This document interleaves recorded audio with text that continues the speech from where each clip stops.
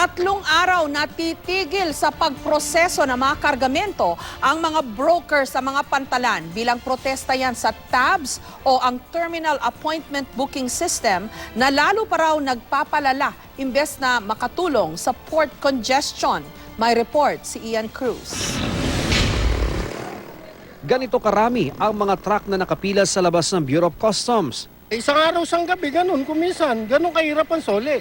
Ang inirereklamong sistema ng mga driver ay ang TABS o Terminal Appointment Booking System. Dito, kailangan ng magpa-schedule online sa pag-pick up ng kargamento at magsauli ng walang lamang container van o magpasok ng for export na kargamento. Isa raw ito sa mga nakitang solusyon sa port congestion noong nakaraang taon.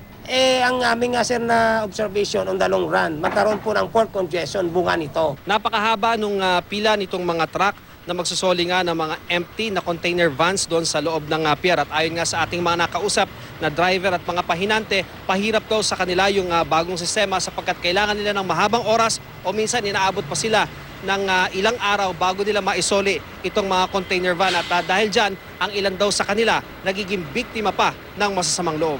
Iba, mga driver, puyat na, matutulog. Hindi maiwasan eh. Minsan bukas yung bintana, mayroong makukuha. Sabi ng Professional Customs Brokers Association of the Philippines Incorporated, hindi epektibo ang TABS. Kaya sa December 16 hanggang 18, tigil muna ang pagproseso ng mga inbound at outbound na kargamento. Ang mangyari po, wala pong dokumentong ipapasa ang customs, wala ang papasok na ng mga lodgement. Samantalang ihinto muna yung ating processing. Kanina, sumubok mo ng slot ang isang broker pero sa Biyernes pa raw may bakante. Sila raw tuloy ang lagi nasisisi ng mga kliyente nilang importer. Ang mga nasa trucking industry umaaray sa matagal daw nilang paghintay na makakuha ng slot para makapagsoli ng walang lamang container van sa pier. Hanggat hindi namin nasauli yung empty, cargo pa rin ng broker at cargo po pa rin as trucker. Kikita pa rin doon, alam mo kung sinong kikita? Shipping line. Continuous ang detention nun. Pero sabi ng Philippine Ports Authority o PPA, hindi mauwi sa panibagong port congestion ang implementasyon ng TABS.